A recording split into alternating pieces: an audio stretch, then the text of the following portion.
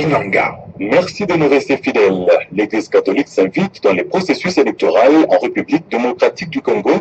Une campagne d'éducation civique pour permettre à la population de s'approprier le processus est planifiée. Les contours de cette campagne seront annoncés à l'issue de la réunion de la SENCO prévue la semaine prochaine à Kinshasa. Avec Donatien Cholet et deuxième secrétaire général de la SENCO, Conférence épiscopale nationale du Congo. Un des soucis majeurs de l'Église pour le processus électoral, c'est justement l'éducation civique, la sensibilisation à la formation. La Commission épiscopale de justice et de paix est un... Voilà, Kamona Mabele Congo. Des initiatives concrètes, on espère en avoir les moyens. La population qui a été sensibilisée reste vigilante. Apparemment, il n'est plus question de changer la Constitution, mais le plus important, c'est que le peuple congolais comprenne l'importance des élections. On est un peu désolé que lors du dernier affichage de liste électorale, là, il n'aurait eu que plus ou moins 2% de la population qui s'en serait intéressée. Et ça sont des indications qui inquiètent un peu, qu'il faut voir que la population n'est pas encore très bien perçue les enjeux des élections. Et voilà pourquoi l'Église qui accompagne la population à militer à avoir la démocratie pour un développement intégral, se soucie de cette sensibilisation. L'option est prise, on doit former, on doit sensibiliser. Maintenant, c'est question de voir comment matérialiser cela. Et puis, la Belgique demande qu'il soit appliqué le calendrier de la CENI pour des élections transparentes, libres et justes en RDC. Le ministre belge des Affaires étrangères, Didier Reynders, a dans un communiqué publié lundi soir invité la CENI, le gouvernement et le Parlement congolais, ainsi que toutes les parties prenantes, à s'engager résolument dans la mise en place des élections selon les échéances fixées par la CENI. Il les encourage à lever rapidement tout obstacle à la tenue de celle-ci, notamment par la crédibilisation du fichier électoral et par l'adoption d'un budget crédible et raisonnable et d'un plan de décaissement. Le budget du calendrier global est d'environ 1,1 milliard de dollars. Dès à présent, tout devrait également pouvoir être mis en œuvre pour que la tenue des élections provinciales, urbaines, municipales et locales n'ait pas une incidence sur le respect du calendrier des échéances présidentielles et législatives de 2016, indique Didier Reynders. Il invite toutes les parties prenantes à contribuer à la tenue d'élections transparentes, libres et justes. Le ministre belge souligne l'importance de garantir l'expression du pluralisme, d'assurer un espace politique ouvert et de respecter les principes démocratiques parmi lesquels la liberté d'expression, la liberté d'information et le droit d'association. La Belgique réitère au gouvernement congolais et à toutes les parties prenantes sa disponibilité à contribuer à la réussite du processus électoral dans le respect de la Constitution de la République démocratique du Congo. Le journal, toute l'info du canal Info, la fréquence utile de Kinshasa. Journée ville morte dans les territoires des Fizi. Nous sommes dans la province du Sud-Kivu. Ville morte à l'appel de la société civile locale pour dénoncer l'insécurité grandissante dans la région.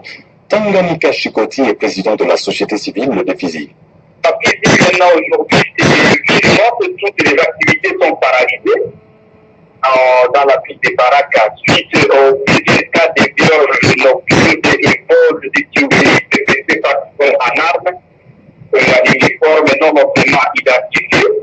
C'est maintenant que nous, en tant que la société civile, sur cette ville, on a décrété pourquoi jours ville morte à Baraka pour montrer au monde entier que ça ne va pas, il faut que les mesures de sécurité soient renforcées par des autorités habilitées, quoi. Voilà, Kamona Mabele Congo, Congola Télémi, voilà. Donc, on a des 10 cas de viol, des femmes sont violées la nuit, ça répond en arbre, et on dit aussi plus de 10 cas aussi de pillage nocturne. Donc, on a au moins 2 ou 3 cas comme ça de tueries nocturnes. Alors, on a vu que c'est maintenant une situation qui s'aggrave et on a jugé pour ça. Autre chose, aucune avancée significative dans les pourparlers entre agents de la fonction publique et gouvernement. L'intersyndicale de l'administration publique accuse l'exécutif national de faire fi de toutes les revendications. Le président de l'intersyndicat de la fonction publique, Philippe Kiangi, annonce une assemblée générale de tous les délégués ce mercredi à Kinshasa. C'est pour pousser le gouvernement à convoquer la commission mixte paritaire. Et puis, les artistes comédiens ne vont rien produire pendant un moment jusqu'à ce que le dossier de l'artiste piston Mafinga alias Saïsaï s'est rappelé. Décision prise au cours d'une réunion lundi des directeurs artistiques de troupes de théâtre. Les artistes comédiens comptent ainsi exprimer leur indignation au sujet de l'incarcération de leurs collègues accusés de viol. Un mémorandum sera déposé à l'hôtel de ville pour demander une autorisation de manifester pacifiquement. Roch Bokabela est secrétaire général adjoint de l'Association nationale du théâtre populaire et cinéma. Effectivement, on avait une réunion hier qui avait regroupé tous les directeurs artistiques des troupes de théâtre. Voilà, on s'est indigné par rapport à l'incarcération de notre collègue, de notre petit fiston Saïsaï. Et compte tenu de l'évolution de son dossier, qui n'aboutit toujours pas, donc on s'est décidé d'intenter une action pour marquer notre indignation par rapport à cette injustice. Parce que jusqu'à présent, les faits pour lesquels il est reproché ne sont pas avérés. La partie accusatrice n'a pas apporté les preuves irréfutables. Et s'il était coupable, il fallait que la justice puisse le condamner au cas où il n'est pas coupable. Parce que jusqu'à présent, les preuves, il n'y en a pas.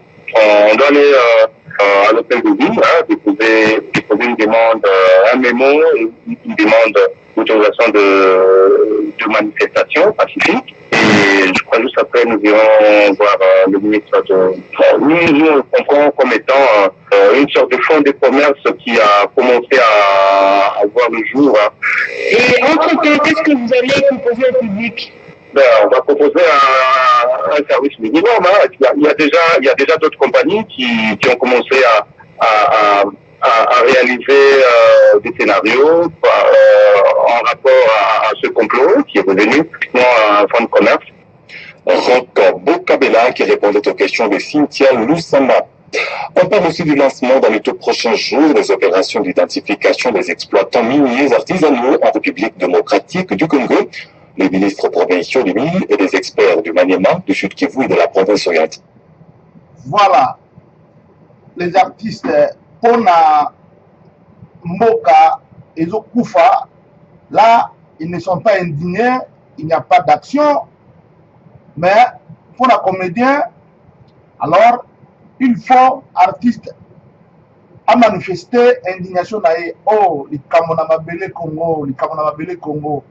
Congolais au Lali, c'est grave, c'est grave, c'est grave, très grave.